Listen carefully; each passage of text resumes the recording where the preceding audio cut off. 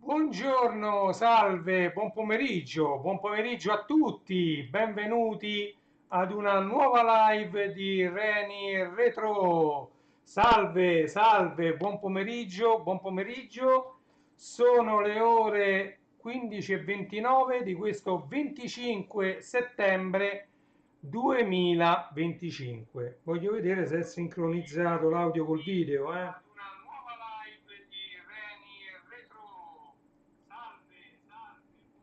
Mi sembra che va abbastanza bene, e quindi possiamo proseguire con ciò che dobbiamo fare oggi, ok? Quindi l'audio penso che arrivi correttamente. Un saluto, un abbraccio all'amico Luca Cusani, subito primo connesso ad una mia live. Grazie Luca di essere qui con noi.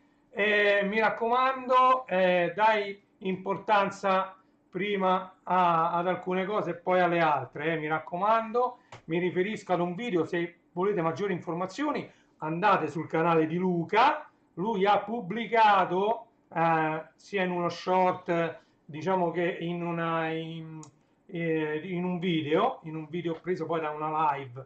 Quindi il motivo per cui ultimamente lui dice che non c'è tanto, io qualche cosa vedo pubblicato, nonostante lui dice che è assente. Quindi andate a registrarvi sul suo canale YouTube, e poi sotto ai suoi video trovate anche i link per andare sui suoi canali Patreon, per iscrivervi anche sul canale Telegram di Luca Cusani. Quindi mi raccomando, seguite Luca Cusani, perché ne vale veramente la pena.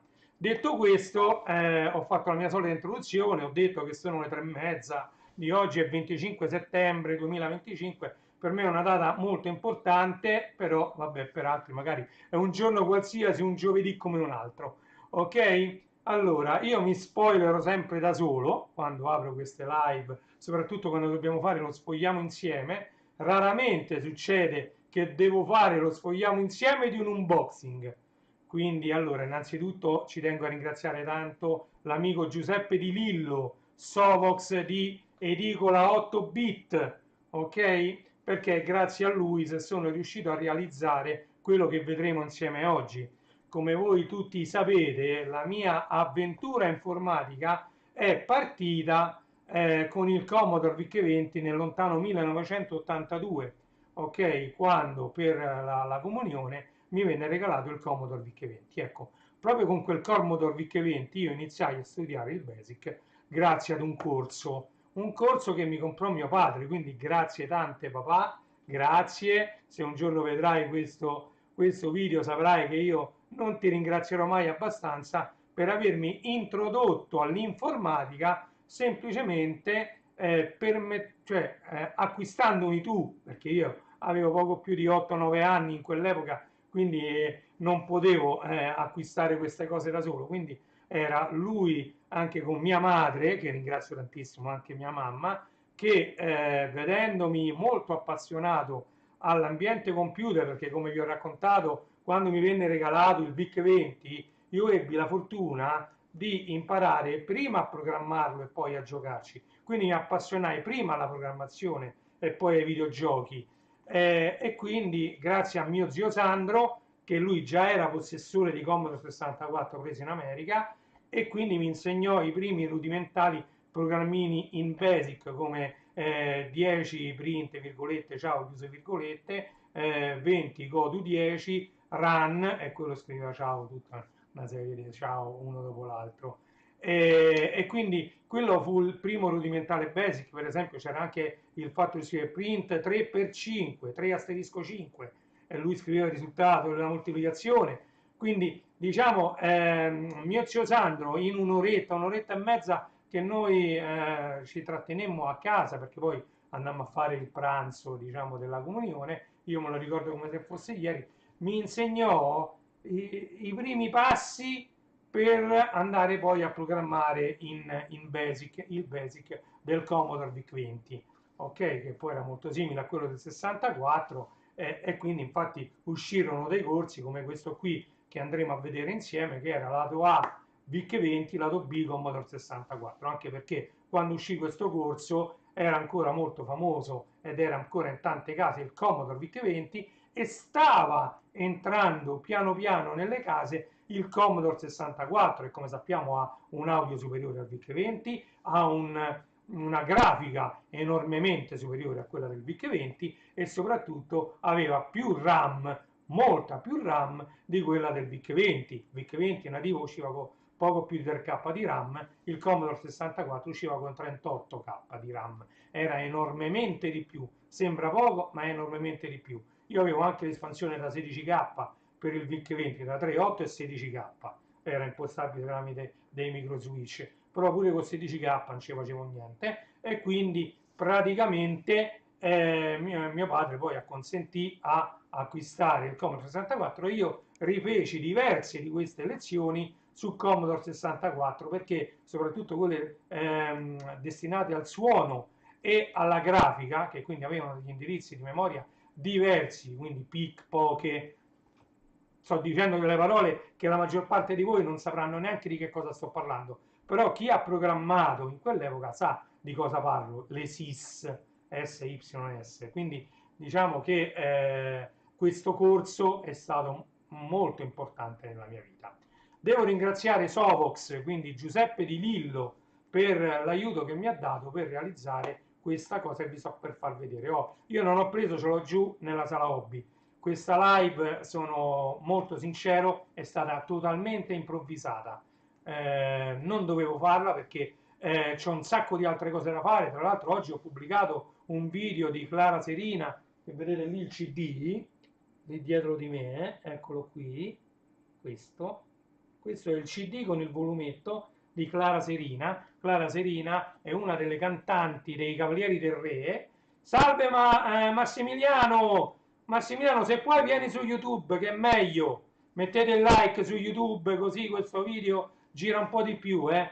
Grazie Max DJ77, andatelo a seguire su TikTok, su Instagram, ha fatto anche una pagina nuova su Facebook, Massimiliano Pecoraro, da lui poi potete andare sulla sua pagina dedicata ai video esileranti che lui pubblica e che l'hanno fatto diventare molto famoso con oltre 1.200.000 follower su TikTok. Quindi andate a seguire anche Massimiliano Pecoraro. Grazie di essere così, con noi, insomma.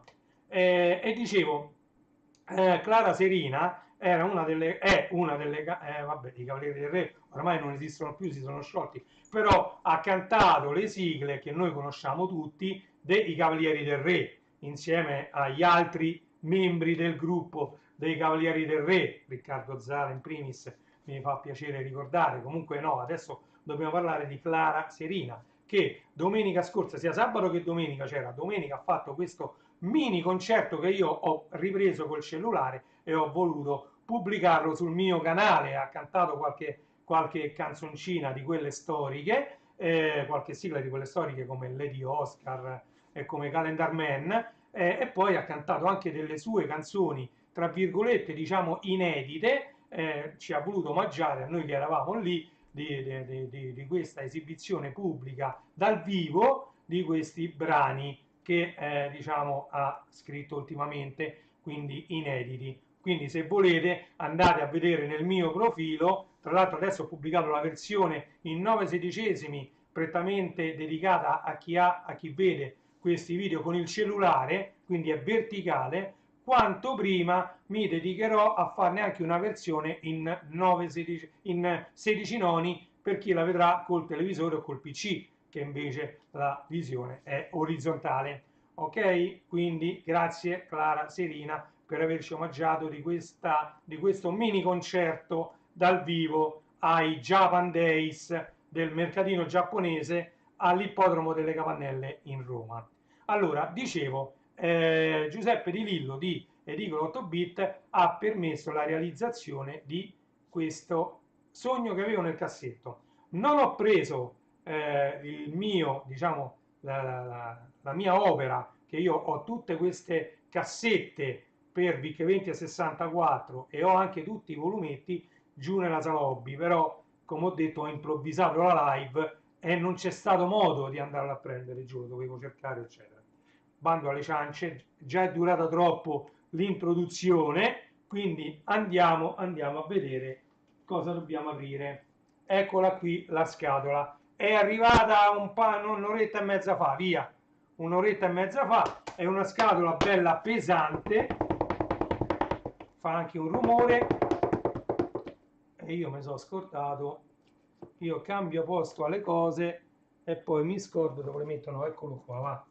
Deve stare sempre qui intorno perché io qui vivo.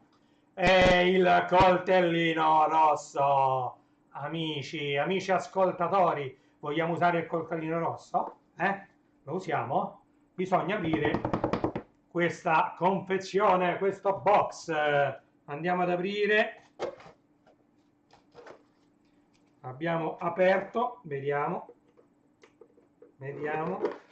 sto aprendo. Ok, amici ascoltatori, non è rimasto che aprire il pacco e vediamo cosa esce. Attenzione, meno 3, meno 2, meno 1.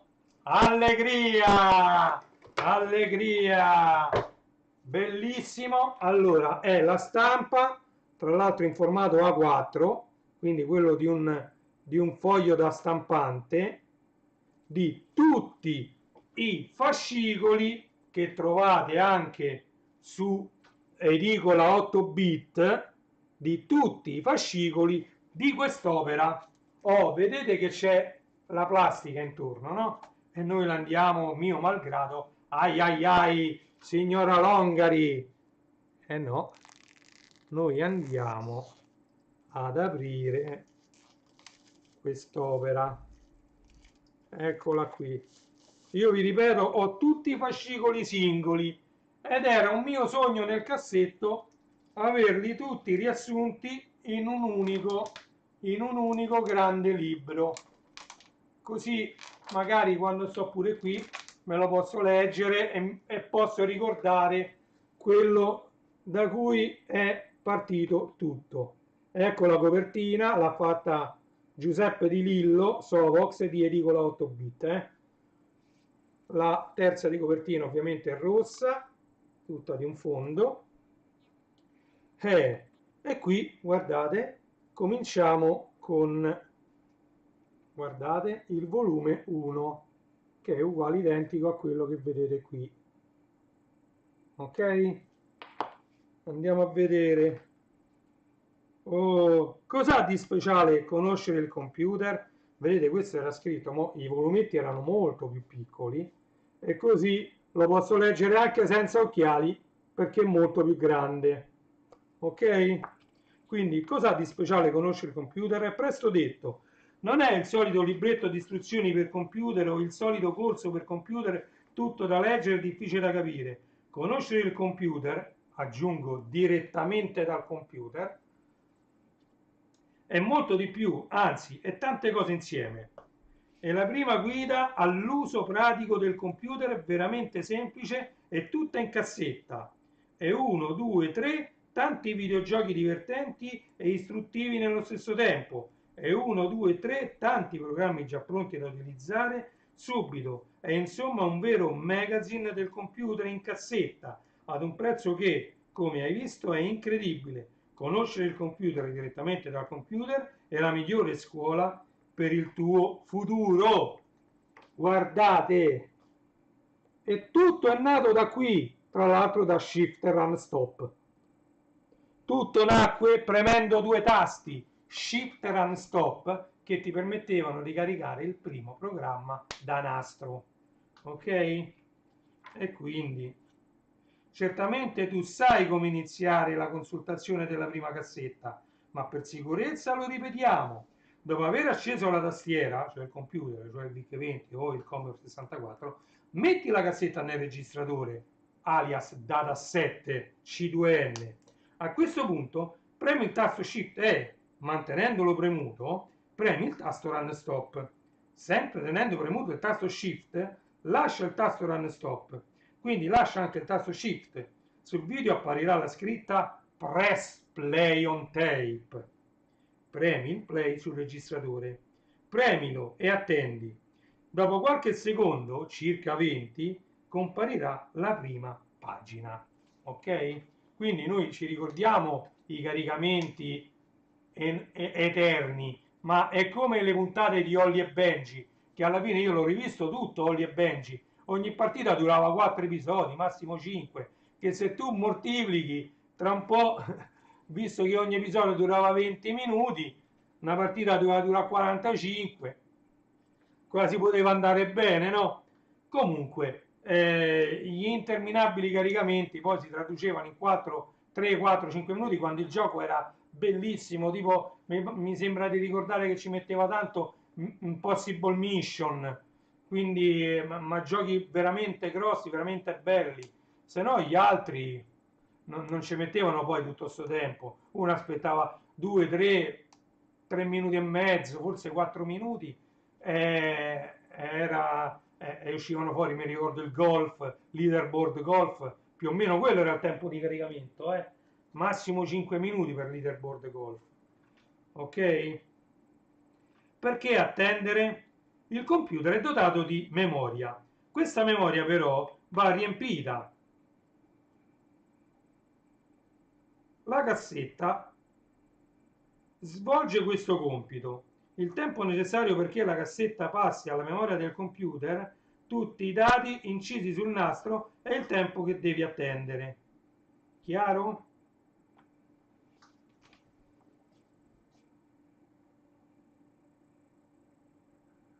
Guardate che spettacolo, eh? Allora, io ho più volte detto che l'unità a nastro del Commodore 64 e del VIC 20 si poteva già considerare un rudimentale backup, una rudimentale unità di backup. Io poi quando entrai in Ericsson si utilizzavano le cassettine, le DSS, le Digital Data Storage dell'HP per fare i backup sul nastro, che quelli lavoravano diciamo anche sulla banda video. Io già avevo lavorato facendo i video backup con l'Amiga, partendo dall'Amiga 500, video backup andava sulla porta parallela per no, allora, sì, sulla porta parallela per leggere i dati e sulla porta video per registrare i dati. Praticamente io mandavo in registrazione il videoregistratore VHS, qualsiasi videoregistratore, potevi pure usare un Betamax, quello che ti pareva, ok? Perché l'Amiga inviava un segnale video che erano, diciamo, tre parti, il video era diviso da due bande verticali bianche in tre parti. In queste tre parti venivano salvati i dati a video. Se tu questi dati li registravi su una cassetta con un videoregistratore, qualsiasi formato esso avesse, ok?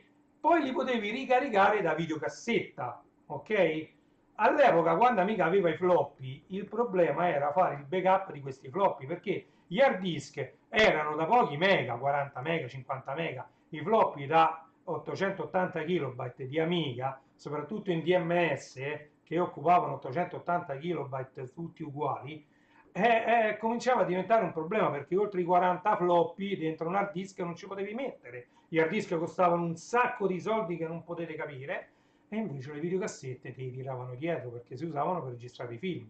Ora, ogni floppy, quindi ogni 880k richiedeva un minuto di nastro, quindi su una cassetta da 180 più o meno ci potevi mettere, lasciando stare pure gli spazi tra una e l'altra, circa 160 floppy dentro una cassetta che costava poche migliaia di lire, 3-4 mila lire costava una 180 Kodak, OTDK, BASF, ci stavano tante marche di videocassette, ok? Ed era una soluzione enorme, io l'ho usato tantissimo. Poi quel programma venne migliorato, il programma per fare il video backup, e permise anche di fare il backup dei file sull'hard disk. Allora io che facevo? Creavo i file DMS sull'hard disk, Una volta creati i file DMS sull'hard disk facevo il backup delle cartelle e quindi lo lasciavo andare senza dover cambiare io floppino, perché io ho cominciato a fare i video backup cambiando un floppy alla volta, andando sempre avanti. Quando finiva un floppy veniva scritto inserire prossima floppy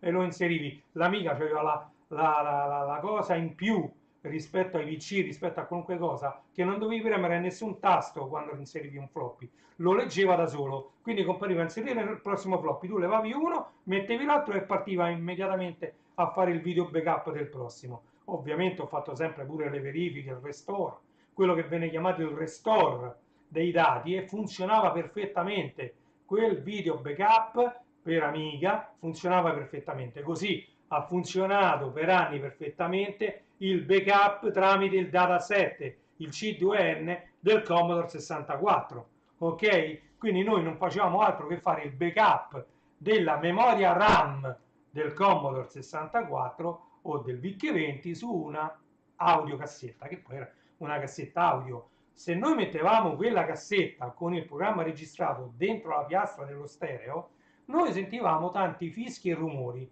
Ora, quei fischi e quei rumori erano il backup, quindi la copia in formato audio del programma che noi avevamo scritto sul Commodore 64. Ok? Quindi tutti quei fischi e quei rumori che noi sentivamo dallo stereo audio erano nient'altro che il programma tradotto in suoni.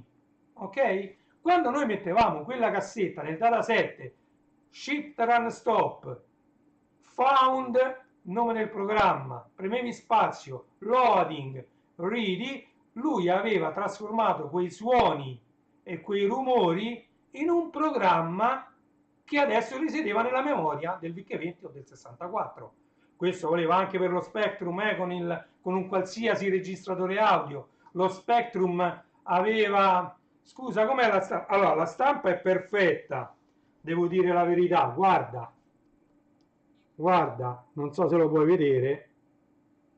La stampa è perfetta. Ci sono alcune pagine ovviamente che erano troppo grandi e quindi la stampa è andata a finire dove è stato rilegato. Tipo, ecco, la seconda pagina, come vedi, c'ha delle parole tagliate, ma non è un problema assolutamente. Dovresti rimpicciolirle leggermente e farci un po' più di bordo. Se hai un programma automatico che lo fa, va benissimo. A me va bene pure così, ci mancherebbe. Questa poi tra l'altro è una prima copia. Quindi questo è proprio il test pressing, quello che si chiama test pressing, perché è un test che è servito, io lo volevo, tanto Giuseppe è un amico, si è comportato da amico come un grande amico che è. Io se mi chiede una mano gliela do sempre, vedi? Su queste pagine l'impaginazione ha fatto andare delle parole nella rilegatura, ma non è un problema per me assolutamente. Poi vedi che già sul secondo volume il problema si è parzialmente risolto.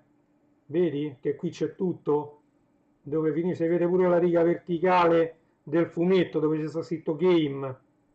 Vedi Giuseppe è fatto, no, poi è venuto bene. Ti ricordo che non ho fatto nessuna editazione. Esatto, esatto, vedi pure qua è venuto bene. Guarda, questo è perfetto, pure questo. Vedete? Faccio vedere qualche pagina perché così ci rendiamo conto anche con Giuseppe, magari ci stanno 2 o 3 pagine da sistemare. Vedete, pure questo si legge benissimo, è perfetto. Andiamo un po' più avanti. Ecco, guarda, qui siamo circa a metà libro ed è perfetta la stampa. Come vedi si legge tutto perfettamente. Ok, andiamo avanti a listato dell'esercizio, esempio pratico per l'utilizzo delle matrici. Qui siamo oltre gli array. Io quanto lo utilizzate anche le matrici col Commodore 64? Vedete? È perfetto, è proprio come lo volevo io. Questo glielo farò vedere pure a mio padre. Tra l'altro guardate i listati scritti giganteschi, guardate. Allora, guardate. Questi sono i listati scritti giganteschi in BASIC per Commodore 64 e Commodore VIC-20. Vedete? Allora, tornando a noi, Tra l'altro ecco la grafica, grande, pure questi ci hai messo, perfetto. Questi erano degli addendum, la grafica e il suono. Sono degli addendum che le arti grafiche, ricordi, ehm, avevano aggiunto ai volumetti, quindi erano degli speciali, diciamo così, la grafica e il suono. Uno era la grafica e l'altro era il suono. Vediamo un po'.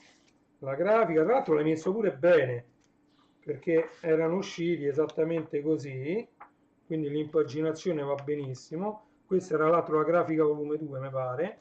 Io vado tutto a memoria, che è da mo' che non li vedo queste cose. Infatti la grafica volume 2, vedete? Ammazza che memoria, ragazzi. Per certe cose uno si ricorda tutto, per altre ti scordi. Sì, sì, esatto, basta che metti un po' più di margine, ma viene perfetto. Guarda, questa è la grafica volume 2, poi voglio vedere il suono. Ci sarà anche il suono. No, c'è la grafica volume 3, ha ragione. Vedete, la grafica volume 3, vedete? La grafica volume 3, ok? E poi voglio vedere pure il suono. C'era un altro volumetto che si chiamava il suono. Eccolo! Eh, il suono, che poi è alla base di tutti i giochi, di tutte le demo, oltre alla grafica, ovviamente il suono. Allora, vi volevo dire delle cose riguardo alla mia vita da programmatore, che poi diventai sistemista, appassionato di retroinformatica. Non mi voglio inventare, sicuramente. Ecco, mi è crollata una parte della scenografia sotto il peso delle riviste. La mia scenografia, come vedete, è tutta fatta in casa, è inventata. Vediamo un po' se riesco a ricostruirla al volo senza farla cadere. Lasciamo qua l'Amiga 500 e Passione Amiga mettiamo così, va. Ho ricostruito al volo la scenografia. Vabbè, dicevo, vi volevo raccontare un po', diciamo, la mia vita da programmatore, che poi diventai anche un sistemista. Allora, grazie a questo corso e agli esempi che c'erano sulla cassetta di programmi fatti in Basic, quindi facilmente modificabili, io riuscii, mi pare che c'era un programma che si chiamava l'Agenda, sono quasi sicuro al 100%, al 99,9%, quell'agenda la modificai per mio padre all'epoca, già quando avevamo il VIC-20 su cassetta e il 64 con la cassetta. Poi, come ho già più volte raccontato, io il Commodore 64 con la cassetta l'ho avuto per pochissimo tempo, perché poi io vedevo che ci voleva un sacco di tempo a caricare, non era proprio il caso di stare a perdere tutto questo tempo, e quindi una delle prime cose che andai a comprare fu il floppy, il 1541. Tra l'altro comprai quello con la chiavetta, sempre quello grande, perché il 2 ancora non era uscito, non era manco stato progettato, il 15412. E poi comprai la stampante MPS 803, la pagai un sacco di soldi, però mi fu talmente tanto utile. Allora, stavo dicendo, l'agenda di questo la trasformai in un archivio clienti, ok? Perché mio padre all'epoca lavorava come rappresentante di pezzi di cambio auto, aveva tanti clienti sparsi per il centro Italia, centro-sud, diciamo, lui aveva tanti clienti e aveva la necessità di fare l'archivio di questi clienti. E allora, visto che l'agenda prevedeva nome, cognome, numero di telefono, indirizzo, lui invece aveva bisogno di nome, partita IVA, indirizzo, anche il telefono, però aveva bisogno di campi diversi anche, oltre a quelli che metteva a disposizione l'agenda. Io lo modificai, lo plasmai questo programma per andare a memorizzare prima su cassetta, poi su disco, i dati che necessitavano mio padre. Quindi mio padre non faceva nient'altro che caricare il programma principale, poi andava a caricare la parte dati dal programma stesso, quindi caricamento dati, e poi andava a fare tutte le modifiche e le aggiunte di quello che gli serviva, e poi faceva salvataggio dati e rivenivano risalvati tutti i dati che lui aveva inserito, e mio padre utilizzò questo sistema per parecchio tempo, fino a che ovviamente io non andai avanti con le conoscenze, sempre anche grazie a questo corso, e migliorai questo programma soprattutto su Commodore 64, e soprattutto anche grazie all'utilizzo del floppy drive. Ci aggiunsi anche tutti gli ordini che gli venivano fatti a mio padre, quindi lui andava sul cliente e andava a trascrivere ciò che aveva ordinato, quindi tutti i pezzi di ricambio che aveva ordinato, con anche il prezzo accanto, quindi numero di pezzi e prezzo. Avevo fatto una cosa che sembrava fantascienza all'epoca, perché io non avevo fatto altro che creare quello che poi venne chiamato un database. Ok, io poi feci la stessa cosa quando partii militare, per prendere tutti dei dati da un mainframe tramite un PC 486 di X2 o di X4, non mi ricordo, però era un 486 perché era il computer top che stava diciamo, nell'ufficio del maggiore dove io lavoravo, non del tenente colonnello ma del maggiore, perché pure lui si intendeva un minimo di informatica, e quindi chiese sia all'aviere che venne prima di me che a me di fare un programma per fare l'aggiornamento dei prezzi di tutti i rifornimenti militari, l'allesdife, praticamente allestimenti per la difesa, cioè diciamo un database, chiamiamolo così, perché sul mainframe era tutt'altro che un database, ok? Però io prendevo questi dati dal mainframe, mi era stato detto come erano stati formattati, altro che command separated value, CSV separati da una virgola, lì c'era un po', era complicato già andare a prendere dal mainframe. Poi bisognava farli elaborare riga cioè record per record dal PC 486, e poi mandare di nuovo tutto quanto in un file che risiedeva nell'hard disk del 486. Ok? E quindi io feci in Clipper questo programma che andava a prendere questi dati in alto per farlo essere il più veloce possibile, perché erano centinaia di migliaia questi articoli, perché lì si partiva dalle scarpe, le divise, le mimetiche, la roba da mangiare, che ne so, i spaghetti, il sugo che veniva dato nelle mense, i proiettili, i copertoni per le macchine, qualunque cosa, lì dentro c'era tutto, tutto ciò che poteva avere a che fare con la difesa, c'era dentro questo grandissimo archivio, quindi c'era il prezzo di qualunque cosa. Vi viene in mente, che ne so, i cacciaviti, che c'aveva uno dei tanti per fare tutto, c'era il prezzo di tutto, i pezzi di ricambio per questo, per quello, per qua, c'era tutto ciò che veniva fornito a livello militare per la difesa. Quindi, come potete immaginare, erano centinaia di migliaia di articoli, e quindi, siccome facendo vedere a video una qualsiasi riga che diciamo facesse vedere quello che stava facendo il computer, rallentava tutto, allora cosa ci inventammo? Ridurre al minimo l'output grafico, e quindi c'era soltanto un numeretto che partì da 1, arrivò all'ultimo record che mi pare che era 500, ci mise più di una notte a fare questo enorme lavoro, anche perché io avevo poi una tabella di riferimento che era l'incremento dei prezzi, quindi le percentuali per l'aggiornamento dei prezzi, c'era ovviamente una tabella, quindi se quello era un qualcosa che era archiviato come cibo, c'era per ogni tipologia di cibo, poi che ne so, cibo in scatola, cibo dovevo andare a prendere la percentuale di incremento di quel prezzo ed incrementare quel prezzo. Cioè, quindi questo programma faceva, che ne so, erano gli stivali, e quello doveva, stivali vestiario, il vestiario doveva essere incrementato di quell'altra percentuale.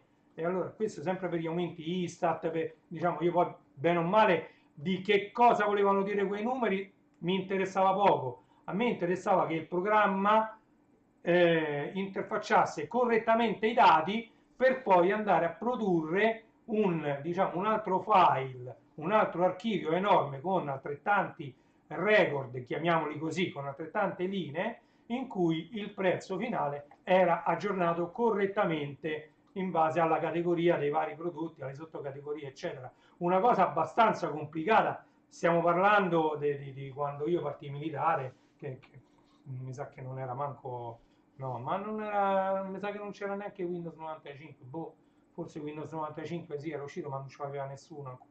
Tutti lavoravano ancora con MS-DOS, Clipper, eccetera, non, c'erano ancora Lotus 1, 2, 3, mi ricordo, infatti poi quello che poi venne fatto successivamente, che fu abbastanza semplice, trasformare questo enorme file in un file Lotus 1, 2, 3, che però ci fu pure problemi ad aprirlo perché erano tante, ve l'ho detto, erano migliaia di righe e quindi in un singolo file ci furono problemi, quindi vabbè, senza che vi sto qui diciamo, a raccontare proprio poi molte cose, me ne sono pure scordate, il tempo è passato tantissimo tempo, quindi comunque i problemi vennero risolti nel migliore dei modi durante quell'anno di militare, ok?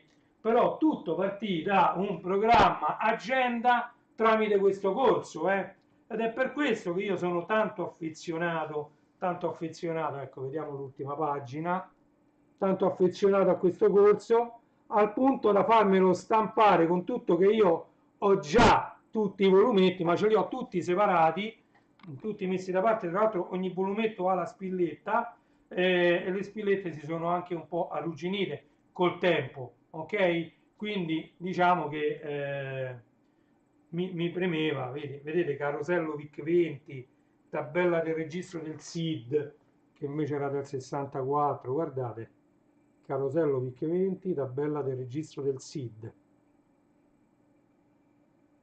No, ma era molto completo e molto semplice. Questo corso era di una semplicità enorme. Lezione 21, open, close, input, print, get. Vedete, con questi comandi che vedete qui, era possibile andare a leggere e scrivere dei dati sia su cassetta che su floppy ed anche sulla stampante.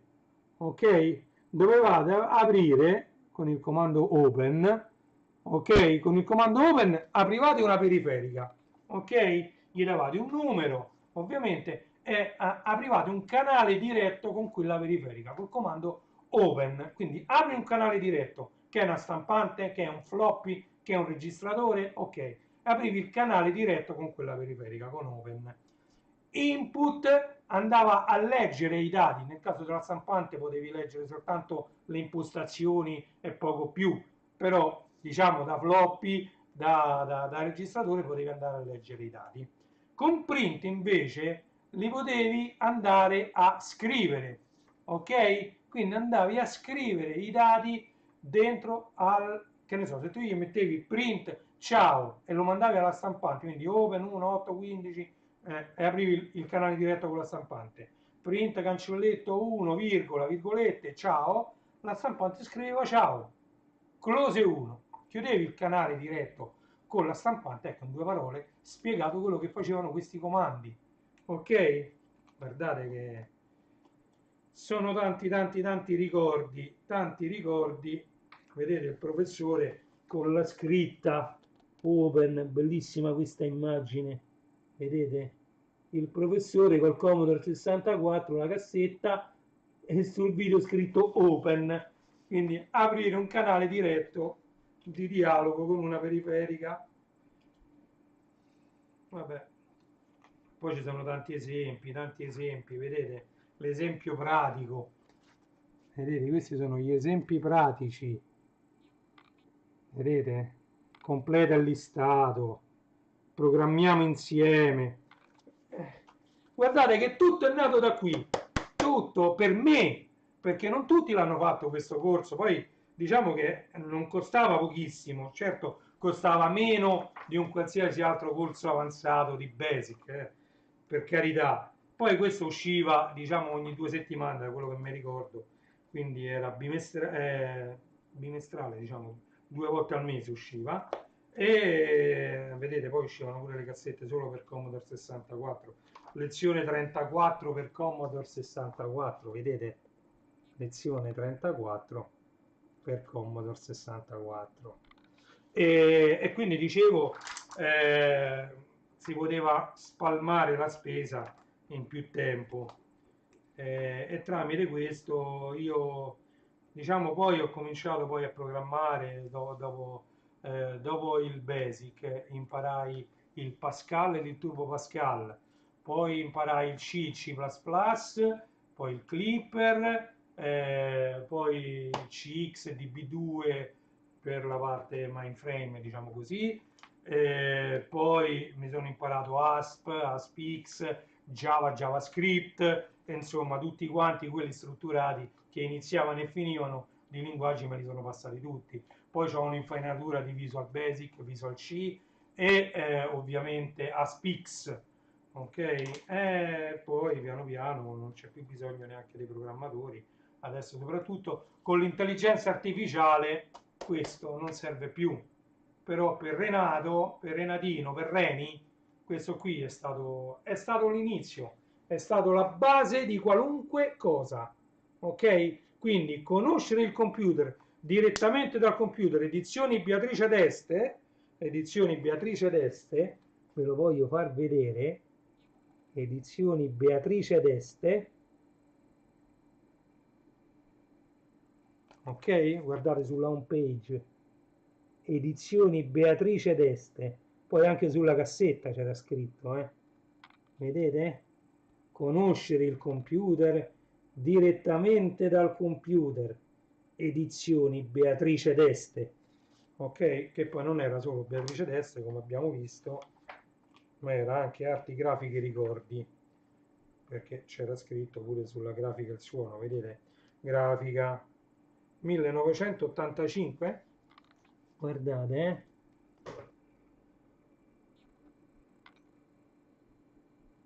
arti grafiche ricordi. E quindi, che dite? Allora, come utilizzare l'ammortamento? Ah, vedete? C'è anche qui, si parla di addirittura l'ammortamento. Andate a chiedere all'intelligenza artificiale che cos'è l'ammortamento. Ok? L'ammortamento era pure un programma. Vi deve, dopo aver inserito l'importo, metti il tasso di interesse già da pagare sull'importo stesso, quindi il numero degli anni in cui dovrà avvenire il pagamento. Vedete? Quindi l'ammortamento tu lo fai in più anni, no? Vabbè. Andate a chiedere all'intelligenza artificiale cos'è l'ammortamento. Non ve lo devo dire, che il commercialista lo sa che cos'è l'ammortamento. Comunque, soluzione degli esercizi lista e correggi. Vedete per VIC 20, per 64, cioè guardate che per me è tanta roba questa, è tanta roba. Grazie Giuseppe di Lillo, grazie Sovox. Guardate poi tutti i disegni che c'erano, che per me era tutto a bianco e nero, però era una cosa spettacolare. Vedete, per tenere i prezzi bassi all'epoca, ecco, bastava fare una rivista bianco e nero con dei disegni sempre molto accattivanti, molto carini, che potessero piacere ai bambini, perché io ero poco più di un bambino qui, quindi programma 1, programma 2, lista e correggi. Oh, la mossa del cavallo, vedete, questi sono programmi anche abbastanza complessi, vedete, la mossa del cavallo, la soluzione, la mossa del cavallo. Erano tutti programmi che poi richiedevano anche, diciamo, cervello per poter essere sia scritti che risolti. Ok? Piano didattico dell'opera dalla lezione 1 alla 15. Vedete? Introduzione al computer e utilizzo della tastiera. Come funziona e a cosa serve il registratore. Introduzione al linguaggio BASIC. Le variabili e gli operatori. L'ingresso dati o input. L'uscita dati o output. Il calcolo, il test, il salto, i cicli, utilizzo dei colori, le funzioni matematiche, i vettori, le matrici e le funzioni stringa. Dalla 16 entreremo nel piano della programmazione, quindi figurati. Quindi veramente, guardate che io ho sempre il sogno nel cassetto di fare delle live dedicate, diciamo, tra virgolette, alla mia storia. Vedremo il futuro se ritiro fuori quella presentazione fatta in PowerPoint, dove c'erano tante idee molto, secondo me, molto buone. Questa è già la 18, voglio vedere se c'è una stessa cosa alla fine della 16. Piano dell'opera dalla lezione 16 alla 30. Oh. 16. Le funzioni di stampa tab e SPC di tempo e le istruzioni REM, CLR, stop e count. Tecniche avanzate di ingresso dati, get, read, data e restore. Infatti get era usata per prendere da una periferica, read andava a leggere ciò che c'era scritto dentro al programma nei data. Alla fine del programma tu potevi scrivere 1000 spazio, data, spazio, ciao come stai, virgola, ciao come ti chiami, virgola, ciao. Quelle erano tante frasi e andavano lette col comando read, ok? Data restore, sottoprogrammi come GoSub, return e istruzioni on GoSub e on GoTo. Vedete, queste sono tutte cose particolari del BASIC che già erano a nostra disposizione nel Commodore VIC-20 e 64. Gli operatori logici AND, OR e NOT, che sono la base di tutte diciamo, le cose booleane, quindi se allora altrimenti, se si verifica questo e questo, se si verifica questo o questo, se non si verifica questo, capito? Definizioni di funzioni, false sequenziali sul nastro, vedete quelli che io ho utilizzato col programma che vi ho detto dell'agenda modificata come archivio clienti, ok? Quindi i file sequenziali sul nastro. Costruiamo insieme il programma I miei amici, individuazione degli errori, ottimizzazione dei programmi, quindi andare a ottimizzare il listato per risparmiare memoria, che all'epoca era importantissimo. Se c'erano delle cose in più che potevano essere migliorate, delle righe che si ripetevano, invece che ripetere tante volte la stessa riga, fai dei cicli e allora tu risparmi memoria, ok? Accesso alla memoria picche e poche, utilizzo della grafica, utilizzo dei suoni, utilizzo del disco, vedete, perché poi ha cominciato a svilupparsi diciamo l'acquisto del drive e quindi in ogni casa entrava il drive, eccolo lì che loro hanno fatto uscire l'utilizzo del disco, ok? Files sul disco, utilizzo della stampante, proprio quando stampanti come le 6 Coscia, che mi ricordo che non costavano tantissimo, e le Commodore della serie MPS, c'era l'802, la mia 803 io l'ho fatta lavorare tantissimo, però ce n'erano tantissime, anche l'801, adesso ce ne ho diverse di stampanti Commodore. E quindi, vabbè, poi ovviamente c'erano dei programmi allegati alle lezioni molto utili, come la gestione magazzino, c'era la grafica, grafica 1, 2, 3 che l'abbiamo vista pure la copertina sulla rivista, il suono l'abbiamo visto, archivio dati, che ve l'ho detto, io poi ho imparato a fare questa cosa degli archivi dati e qui è nata pure il primissimo archivio dei miei vinili, delle mie audiocassette e l'archivio di tutti i floppy sia per Commodore 64 che per Amiga, che nacque da Commodore 64 e poi venne passato su Amiga, come vi ho detto, e poi l'esame finale, vabbè, quello era l'ultimo allegato a questa rivista.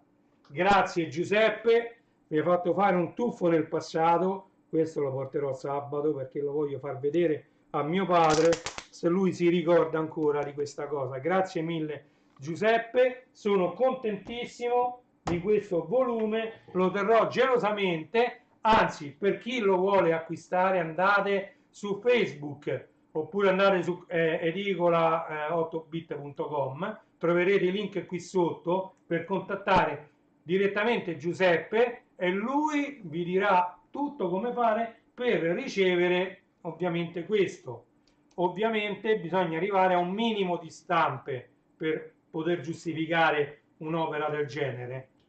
Quindi diciamo che se si arriva a un minimo di una quindicina di stampe di interessati a quest'opera, allora Giuseppe può procedere andando a migliorare quelle che io gli dirò sono le piccolissime cose da migliorare, ma c'è veramente poco. Io adesso me ne sfoglierò tutte quante queste pagine, tutte quante, sono circa 300 pagine, e dirò a Giuseppe direttamente quali sono le pagine da andare a modificare. Secondo me già se gli fa un margine più largo già risolve gran parte delle cose. E per esempio qui invece deve diminuire il margine sulle varie copertine, perché così scompare anche questa riga bianca sopra e sotto che magari ad alcuni può dare fastidio. Vedete? Qui c'è una riga bianca sia sopra che sotto. Vedete? Magari può dare fastidio ad alcuni. A me non interessa proprio per niente che c'è quella riga bianca, però magari ad alcuni può dare fastidio e allora si può mandare a tutta pagina soltanto le copertine e poi diciamo invece ingrandire i margini diciamo, sulle parti interne. Oh, lui ha detto guarda alcune pagine possono essere leggermente gialle, queste neanche la telecamera le vede che sono leggermente gialle, però effettivamente hanno uno sfondo giallino, rosa chiaro chiaro chiaro, guardate, un rosa, ecco, così si vede benissimo che questa pagina ha un rosa un po' più chiaro. Ovviamente se lui raggiunge un minimo di 15 copie richieste, andrà lui poi tramite anche l'intelligenza artificiale ad editare in automatico tutte le pagine per dare i giusti margini alle copertine e alle pagine interne e a schiarirle, a farle diventare tutte bianche con scritte nere. Quindi non troverete più delle pagine ingiallite, ma troverete tutto bianco con scritto nero. Ok? Detto questo, non mi resta che ringraziarvi. Io qui dobbiamo fare lo sfogliamo insieme dell'universo. Qua noi abbiamo fatto sì lo sfogliamo insieme di questo, ok? Lo trovate sul mio canale, sfogliamo insieme di questo. Ma lo sfogliamo insieme di questo? Ne vogliamo parlare che tra un po' esce il numero nuovo. Cioè, questo è di agosto, ancora lo devo aprire. E poi c'ho tutti gli anime cult, l'anime cult del Goldrake. Ah, lo devo fare prima del 5 ottobre, vi ricordo che il 5 ottobre Goldrake Rai 2 19, andiamo a vedere Goldrake il 5 ottobre su Rai 2, Rai Play, subito il giorno dopo, quindi il 6 ottobre già lo troverete il primo episodio, i primi due episodi mi pare, su Rai Play, ok? Accidenti Zap, Zap, questo è quello nuovo, ma se voi volete possiamo pure fare lo spogliamo insieme dei numeri anni 80 e 90, questo è Zap, quello nuovo, questo numero in particolare è uscito a giugno-luglio, ok? Zap, Zap è qualcosa di spettacolare, io diciamo che sono affezionato a Zap da quando uscì il primo numero e mi è pianto il cuore quando uscì l'ultimo numero, quello con la copertina nera, scritto Game Over, allegato a The Game Machine, perché Zap uscì per tanto tempo allegato come inserto di The Game Machine e poi un giorno su un numero di The Game Machine, apro parentesi, The Game Machine ancora esce, chiusa parentesi, all'interno di The Game Machine c'era una pagina tutta nera con al centro scritto Game Over. Quello fu l'ultimo numero di Zap, poi però riprese. E ancora oggi, come vedete, numero del 2025, giugno 2025, e qui dentro nascosto c'è Zap di agosto 2025. Ok? Andate a vedere il numero che abbiamo fatto, lo studiamo insieme e trovate tutto, anzi se lo trovo al volo ve lo faccio vedere, la pubblicità, se la trovo al volo, aspettate, che Zap, questa è una rivista no bella di più, cioè, e quindi tutta a colori, tutta... Ma dove stava Zap Magazine? Questa è la posta di Zap, no, e niente, non c'è il mago, no, l'editoriale. Dovrebbero fare una campagna con scritto gigantesco su una pagina, devono dedicare una pagina, ma mi sa che c'era, però non la riesco a trovare. Mannaggia la miseria, mi dà fastidio quando non trovo le cose al volo. Ma se me la devo metterci, questo è il mago Merlino. No. Poi io non le voglio rovinare queste riviste perché sono un collezionista, ce l'ho tutte, ho quelle degli anni 90 nuove, quindi voglio dire, non me le vado a rovinare. Vabbè, comunque c'è Oboli, zappmagazine.it, mi pare che era. Ok? Semmai ve lo metto in descrizione pure di questo video, tanto devo fare la copertina e la descrizione di questo video. Ok? E qui c'è Passione Amica, che anche questo ancora esce, ancora esce, e c'è stato a settembre, i primi di settembre, un paio di settimane fa, a Spoleto, il Passione Amica Day, quindi non è che questo non esce più, questo sono un vagone di numeri e me ne mancano una decina a me, che mi devono arrivare, ok? Quindi, vedete, Ah, tra l'altro vedete è la stessa grandezza, guardate, questo è conoscere il computer, stessa identica grandezza di Passione Amiga.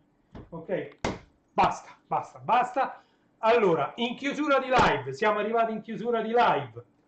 Vi invito a visitare i miei siti, classe74.it, il principale. Andate su legolando.it se vi piacciono i Lego, andate su starwarsstore.it se vi piace la galassia lontana lontana, andate su magliettevintage.it se vi piacciono le magliette, diciamo che ci ricordano gli anni 60, 70, 80, 90, ok? Poi andate su renijstore.it se vi piace la musica, quindi giradischi, casse, amplificatori, mobiletti per il sistema di intrattenimento, cuffie, microfoni e chi più ne ha più ne metta, c'è tutto quanto su renijstore.it. Poi se siete collezionisti come me di vinili, andate su ilmondodelvinile.it e lì troverete una marea di vinili acquistabili tranquillamente su Amazon. Ok? Detto questo, non mi resta che augurarvi buon pomeriggio e buona serata. Sono le ore 16:25 e oggi è sempre 25 settembre 2025 e Reni Retro vi augura un buon proseguimento di giornata. Vi lascio con la sigletta finale e mi raccomando, se siete interessati all'acquisto di quest'opera, cioè conoscere il computer direttamente dal computer in un solo volume tutti i fascicoli di quest'opera, dovete contattare Giuseppe Di Lillo su Facebook o vi metterò poi il link qui sotto, anche il link diretto al suo profilo Facebook, così lo contattate, più sarete e diciamo migliore sarà la qualità di realizzazione di quest'opera e ovviamente minore sarà anche il costo. Ok? Grazie mille a Giuseppe Di Lillo, grazie a tutti quelli che sono stati con me fino ad adesso. Grazie, grazie, grazie di essere stati con me e di aver visto questa live totalmente improvvisata. Grazie, grazie mille a tutti quanti voi, un buon proseguimento di giornata. Ciao!